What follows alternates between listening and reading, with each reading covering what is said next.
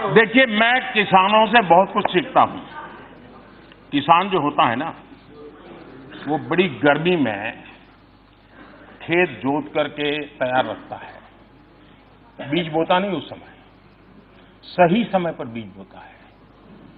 तो अभी जो पिछले 10 मिनट से चल रहा है ना, वो मेरा खेत जोतने का काम चल रहा है। अब बराबर आपके दिमाग में जगह हो गई है। अब मैं एक एक करके बीज डालूंगा।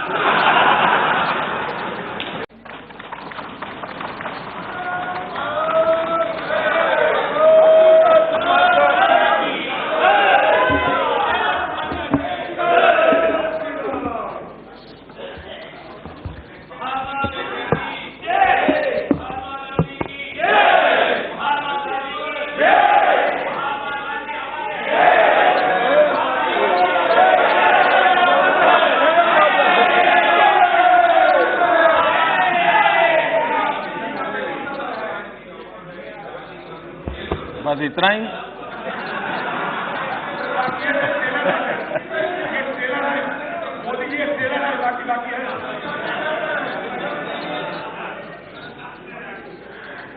आपके लिए गांधी जी ट्रेलर हो सकते हैं, हमारे लिए गांधी जी जिंदगी है।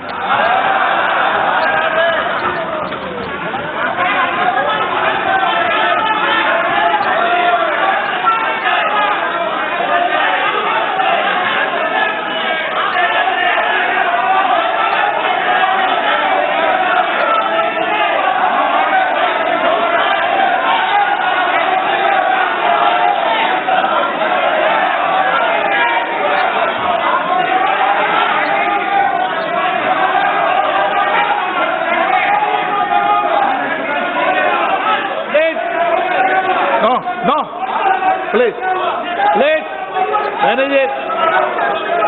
Gogai ji, please. No, manage it. चलो. No, माननीय प्रधानमंत्री जी। यहां किसानों के विषय में भी बातचीत हुई है। बहुत से महत्वपूर्ण काम और बहुत से नए तरीके से, नई सोच के साथ पिछले दिनों किया गया है और माननीय राष्ट्रपति जी ने अपने अभिभाषण में उसका जिक्र भी किया है। लेकिन जिस प्रकार से यहां चर्चा करने का प्रयास हुआ है, मैं नहीं जानता वो अज्ञानवश है कि जानबूझ करके है। क्योंकि कुछ चीजें ऐसी हैं, अगर जानकारियां होती तो शायद हम ऐसा न करते। हम जानते हैं कि 1.5 गुना एमएसपी करने वाला विषय है, कितने लंबे समय से अटका हुआ था। हमारे समय का नहीं था, पहले से था। लेकिन ये किसानों के प्रति हमारी जिम्मेवारी थी कि उस काम को भी हमने पूरा कर दिया। मैं हैरान हूं, सिंचाई योजनाएं 80-90% धन खर्चे करके 20-20 साल से पड़ी हुई थी, कोई पूछने वाला नहीं था। फोटो निकलवा दी, बस काम हो गया। हमको करीब 99 ऐसी योजनाओं को हाथ लगाना पड़ा। 1 लाख करोड़ रुपए से ज्यादा खर्च करके उनको उसके लॉजिकल एंड तक ले गए और अब किसानों को उसका फायदा होना शुरू हुआ। किसान की आय बढ़े, ये हमारी प्राथमिकता है। इनपुट कॉस्ट कम हो, ये हमारी प्राथमिकता है। और पहले एमएसपी के नाम पे क्या होता था हमारे देश में? पहले 7 लाख टन दाल और तिलहन की खरीद हुई। हमारे कार्यकाल में 100 लाख टन। 7 और 100 का फर्क तो समझ आएगा। इनाम योजना, आज डिजिटल वर्ल्ड है, हमारा किसान भी मोबाइल फोन से दुनिया के दाम देख रहा है, समझ रहा है। इनाम योजना के नाते किसान अपना बाजार में माल बेच सके, उस योजना को लिया हमने। और मुझे खुशी है कि गांव का किसान इस व्यवस्था से करीब 2.25 करोड़ किसान अब तक उससे जुड़ चुके हैं और करीब 1 लाख करोड़ रुपए का कारोबार किसानों ने अपनी पैदावार का इस इनाम योजना से किया। टेक्नोलॉजी का उपयोग किया है। हमने किसान क्रेडिट कार्ड का विस्तार हो, उसके साथ साथ एलाइड एक्टिविटीज, चाहे पशुपालन हो, मछली पालन हो, मुर्गी पालन हो, सौर ऊर्जा की तरफ जाने का प्रयास हो, सोलार पंप की बात हो, ऐसे नए अनेक चीजें जोड़ी हैं जिसके कारण आज उसकी आर्थिक स्थिति में भी एक बहुत बड़ा बदलाव आया है। 2014 में हमारे आने से पहले कृषि मंत्रालय का बजट 27,000 करोड़ रुपए था। अब ये बढ़कर के 5 गुना 27,000 करोड़ था, बढ़कर के 5 गुना और लगभग 1.5 लाख करोड़ हमने पहुंचाया।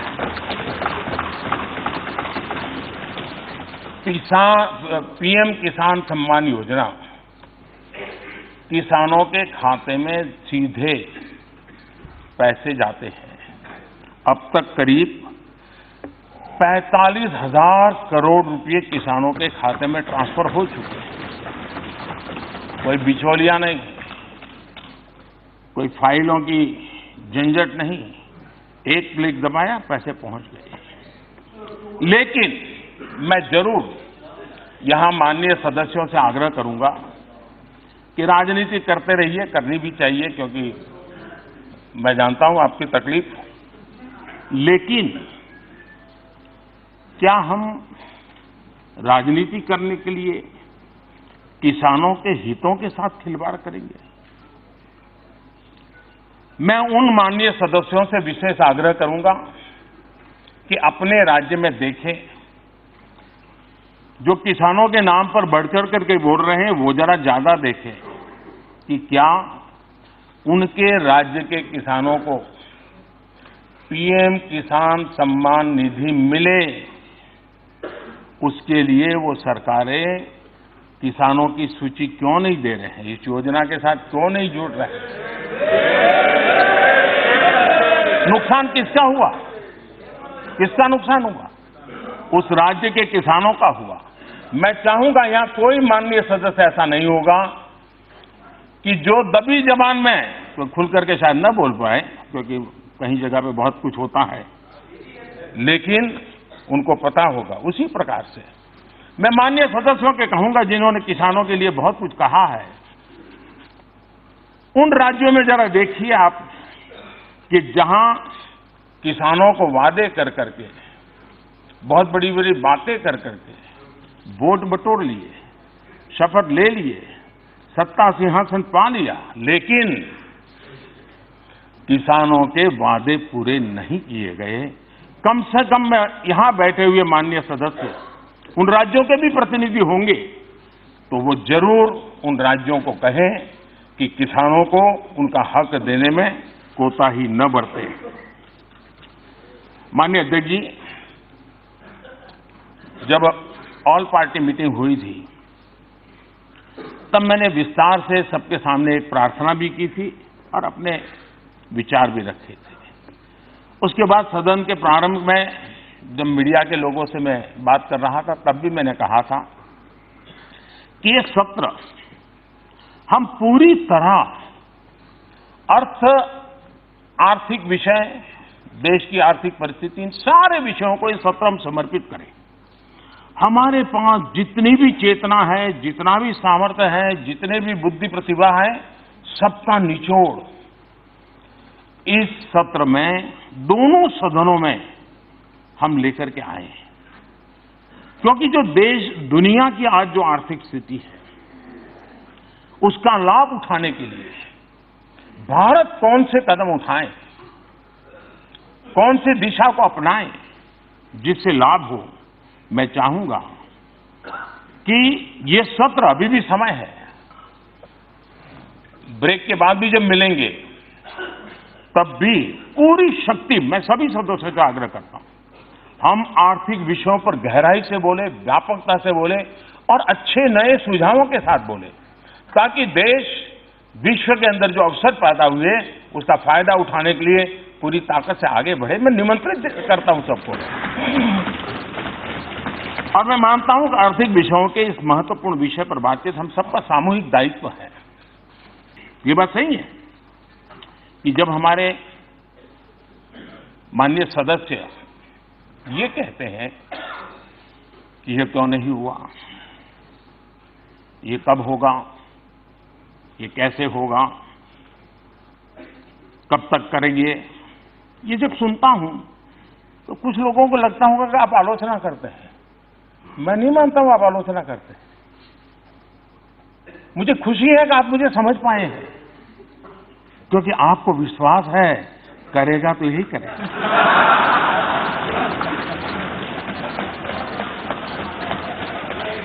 और इसलिए मैं आपके इन बातों को आलोचना नहीं मानता हूं, मार्गदर्शक मानता हूं, प्रेरणा मानता हूं। मैं आपका आभारी हूं क्योंकि आपने मेरे प्रति विश्वास जताया है। ये भी काम हम ही करेंगे। हाँ, एक काम नहीं करेंगे, एक काम न करेंगे, एक काम न करेंगे, न होने देंगे, वो है आपकी बेरोजगारी नहीं हटने देंगे।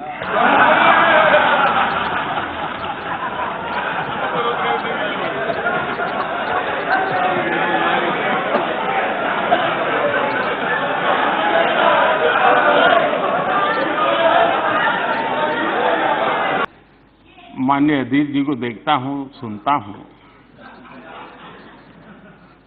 तो मैं सबसे पहले किरण रिजिजू जी को बधाई देता हूं, क्योंकि उन्होंने जो फिट इंडिया मूवमेंट चलाया है,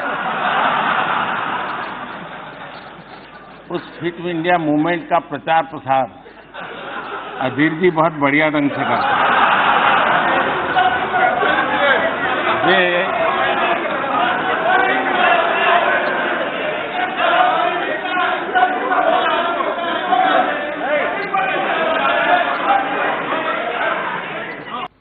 एक बार कुछ लोग रेल में सफर कर रहे थे, और जब रेल में सफर कर रहे थे तो रेल जैसे गति पकड़ती थी, पटरी में से आवाज आती है, हम सब जानते हैं, सबका अनुभव है। तो वहां बैठे हुए एक संत महात्मा थे, उन्होंने कहा, देखो पटरी में से कैसी आवाज आ रही है, ये निर्जीव पटरी भी हमें कह रही है, प्रभु कर दे बेड़ा पार। बोले देखो यही आवाज आ रही, सुनो, प्रभु कर दे बेड़ा पार। तो दूसरे संत ने कहा, नहीं यार, मैंने सुना, मुझे तो सुनाई दे रहा है, प्रभु तेरी लीला अपरंपार, प्रभु तेरी लीला अपरंपार। तो वहां एक मौलवी जी बैठे थे, उन्होंने कहा, अरे भाई मुझे तो सुनाई दे रहा है दूसरा। इन संतों ने कहा, भाई आपको क्या सुनाई दे रहा है? तो उन्होंने कहा, मुझे सुनाई दे रहा है, ये अल्लाह तेरी रहमत, ये अल्लाह तेरी रहमत। तो वहां एक पहलवान बैठे थे, उन्होंने कहा, मुझे भी सुनाई दे रहा है। तो पहलवान ने कहा, मुझे सुनाई दे रहा है, खा रबड़ी कर कसरत, खा रबड़ी कर कसरत।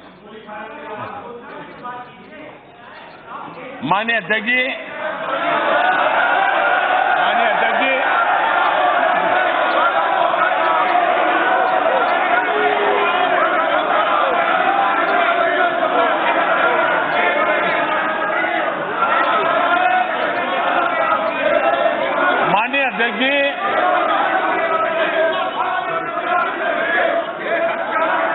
माननीय अध्यक्ष जी,